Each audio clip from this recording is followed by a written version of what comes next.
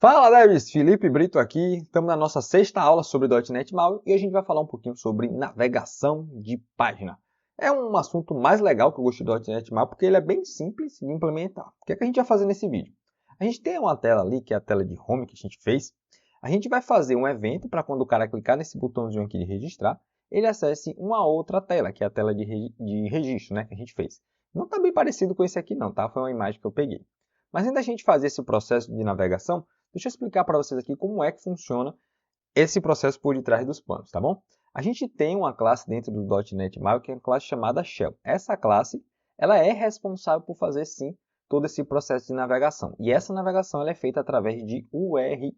Né? Então, a gente realmente registra rotas dentro do nosso aplicativo e em qualquer parte do aplicativo, se eu quiser acessar uma rota dessa, eu só preciso passar o nome da minha rota e ele vai ali até a tela.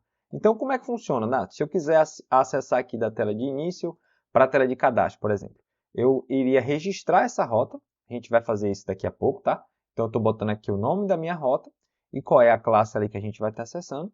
E aí, em qualquer parte do meu aplicativo, eu só preciso dar um shell current go to async e colocando o nome da rota e ele já vai lá e acessa, faz aquele efeitozinho do mobile, né? Quando a gente clica, ele acessa outra tela ali. É bem legal também, vocês vão ver que traz alguns componentes já pré-prontos. Então, vamos para a prática, que é importante.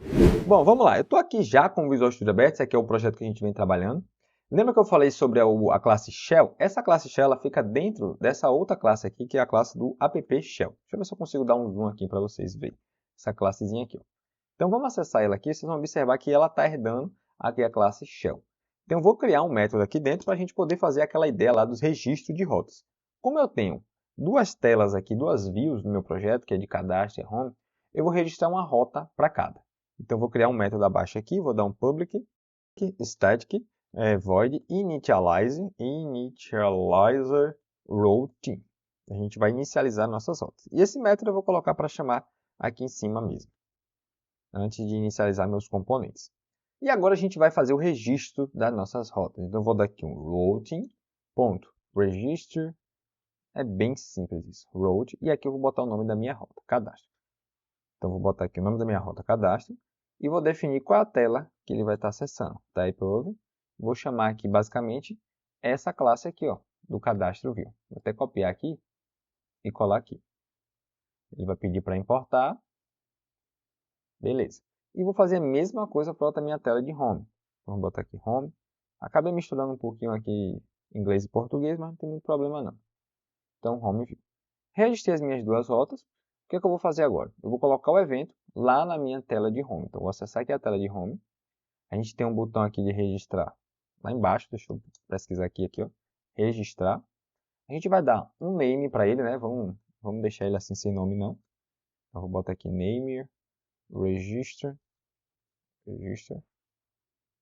Está registrar mesmo, né? Ficar misturando. E aqui eu vou colocar um evento de clique. Então, novo manipulador de eventos. E aí, o que é que eu vou fazer? Ó? Vou dar aqui um F7 para eu poder acessar a parte do código dele.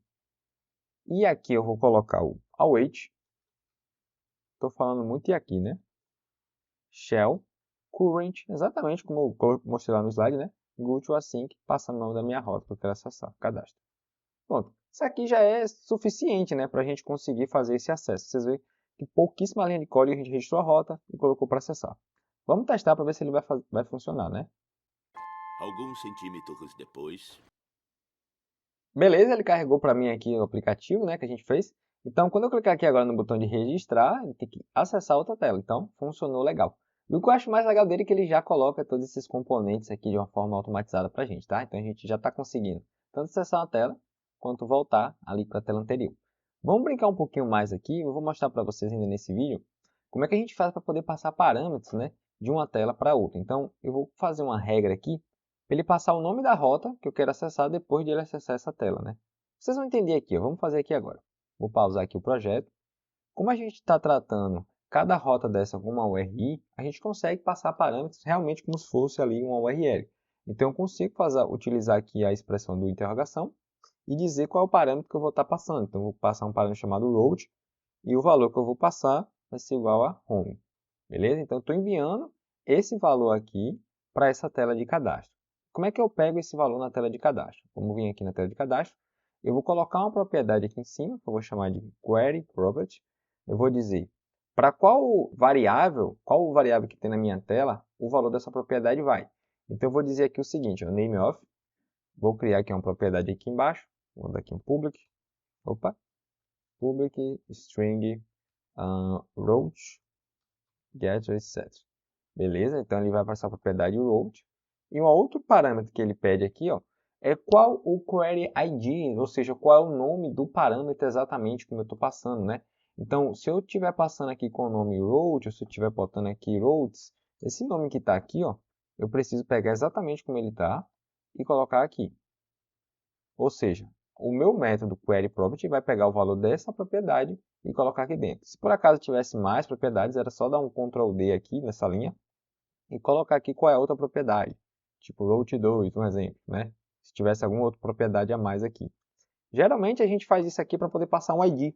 Eu quero passar o ID de um registro para outra tela e nessa outra tela consultar os dados desse registro. Ou até mesmo passar um objeto inteiro. Vamos passar só isso aqui só para a gente testar. Então eu vou montar uma regra aqui. E aí nessa tela de cadastro, depois que ele clicar aqui no botão de cadastrar, ele tem até um método aqui, ó, cadastrar. Ele hoje exibe um alerta, né, que a gente fez. E eu quero que ele volte para a tela com base no parâmetro que eu vou estar passando aqui, ó. Ele redirecione para essa tela. Então eu vou botar aqui um await shell. Isso aqui é uma regra meio boba, tá? Que eu criei aqui só para poder exemplificar mesmo. Go to async e o nome da rota vai ser o valor da minha variável aqui em cima. Eu vou até colocar aqui um pause break, só para vocês verem que o valor que a gente mandou de uma tela para outra funcionou. Ele veio para cá, tá bom? Então vamos lá, vamos ver aqui se está tudo certinho. Vou colocar para rodar o projeto. Beleza, eu vou clicar aqui agora em registrar. Ele acessou a tela de cadastro. Deixa eu preencher aqui os dados aqui, teste, masculino, idade está bloqueado. Quando eu clicar em cadastrar agora, ele veio aqui para o meu pause break. Se eu colocar aqui o mouse em cima do route, ó, perceba que está exatamente o nome que a gente colocou para ser passado via parâmetro, tá? Então, isso aqui você pode tratar da forma como você achar melhor ainda, de acordo com sua regra de negócio. Vou rodar aqui o projeto, ele vai voltar lá para a tela de home dizendo que o cadastro de usuário foi realizado com sucesso, tá bom?